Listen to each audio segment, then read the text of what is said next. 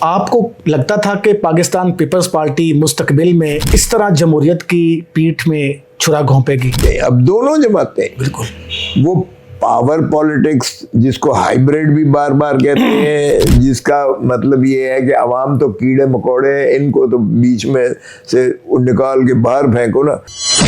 تو میں نے کہا دل پر ہاتھ رکھ کے کہیں کیا آپ منتخب نمائندے ہیں عوام کے جو یہاں بیٹھے ہوئے ہیں، اور کیا آئین سے اس طرح آپ کو کھلواڑ کرنے کا کوئی حق بنتا ہے؟ 8 فروری کا سر احتجاج ناکام کیوں ہوا ہے؟ اچھا یہ پتہ نہیں ناکام کیوں کہتے ہیں. ہم 8 فروری کو نہیں فراموش ہونے دیں گے، اور یہ بے ایمانی کی حکومت جو ہے فارم 47 کی، یہ اللیجیٹمیٹ ناجائز حکومت ہے. عمران خان ہی سب سے زیادہ خطرناک ہے یہودیوں کے لیے اور یہودی ریاست کے لیے.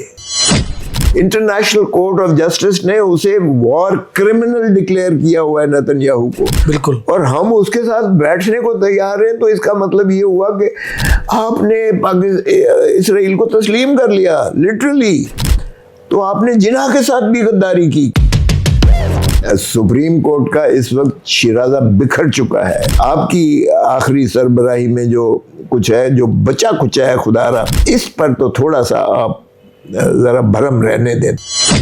سر عدالتیں اگر اس طرح غلام بنے تو وکلاء کیوں نہیں کھڑے ہو رہے؟ آپ افتخار چودھری والی آپ کو سارا وہ یاد ہوگا. تو اس وقت آپ کو لگتا نہیں کہ کہیں نہ کہیں یہ جو آپ کا ڈپارٹمنٹ ہے کہیں نہ کہیں یہ بھی ذمہ دار ہے؟ دیکھیں 26ویں اور 27ویں ترمیم عدلیہ کو غلامی میں لے لیا گیا اور منہدم کر دیا گیا ایک ستون کو، اور الیکشن کمیشن کو دوام دے دیا گیا ہے. وہ ریٹائر ہو چکے ہیں، 1 جنوری 2025 سے ریٹائر ہو شدہ.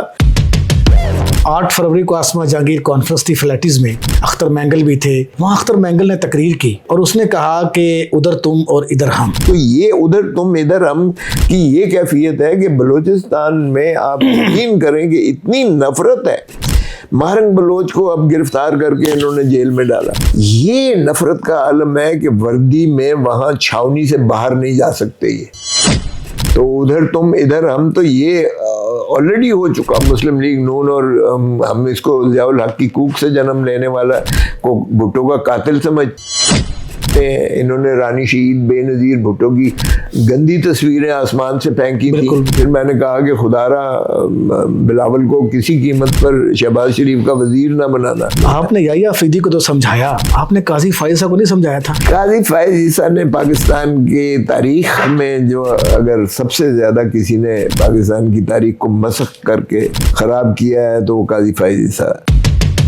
کو نہیں پتا کہ مرزا اسلم بیگ نے کیا بیان دیا تھا کہ ہم نے پیسے دیے، یہ ISI نے پیسے دیے روکنے کے لیے پیپلز پارٹی کے خلاف محاذ بنایا تھا اور سیکیورٹی رسک کہا تھا پیپلز پارٹی کو اور بے نظیر کو. تو پیسے مہران بینک سے، اور یہ تو ساری ریکارڈ. تو سر اس میں کیا کہتے ہیں جنہوں نے پریس کانفرنسیں کی، جنہوں نے عمران خان کے نام پر ووٹ لیا اور بعد میں بریف کیس لے کے سائڈ پہ ہو گئے؟ میں تو کہہ رہا ہوں اربوں روپے میں جو ہے ووٹ بکا ہے. جب 26ویں ترمیم ایسے تو نہیں ہوئی، یہ پیسے بھی ادھر سے ہی آئے.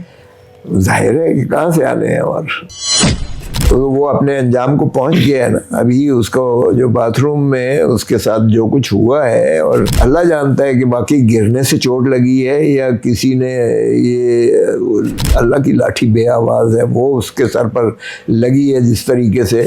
اب اس کی فیملی کہتی ہے بس دعائیں مت کریں، دعائیں اس کی صحت کے لیے دعا کریں یہ بچ جائے. تو وہ اپنے انجام کو اسی طرح پہنچا ہے جس طرح ضیاء الحق پہنچا تھا. سکندر سلطان راجہ، اس کی باری بھی آ جائے گی، آپ دیکھ لیں، کیونکہ یہ بھی تباہی کا جو شاخسانہ الیکٹورل پروسیس کا کر گیا ہے، جو آلودہ کر گیا ہے، اور ووٹ کو عزت دو کا جو جنازہ نکالا ہے اور پارٹی کا سمبل چھینا ہے، اور آج تک الیکشن نہیں مانتا ہے، اور ابھی تک جو ہے ہماری مخصوص نشستیں اٹھا کے بندر بانٹ کر کے دوسروں کو دے دی ہیں. یہ بھی تاریخ میں وہ چہرہ شمار ہوگا جس کا کوئی ثانی نہیں ہوگا.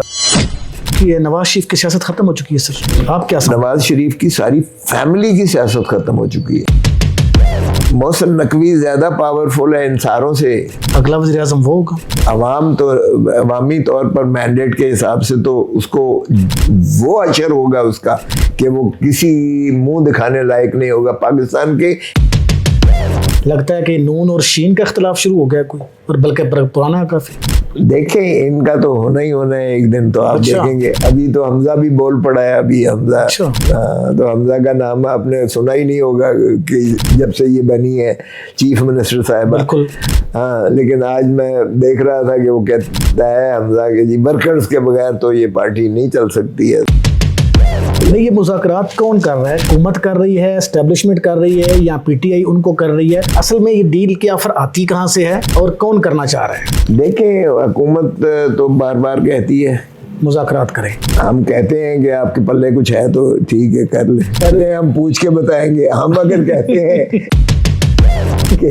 اگر پوچھ کے بتانا ہے تو پھر آپ ہم سے کہتے کیوں؟ آپ اب اندازہ کریں. رہا ہوں گے اللہ کرے گا. تو کیا آپ دیکھ رہے ہیں کوئی بہت بڑا اجتماع یا ویلکم تاریخی استقبال؟ اگر یہ مداخلت نہ کریں تو آپ کی سوچ سے بھی بڑی ہوگی.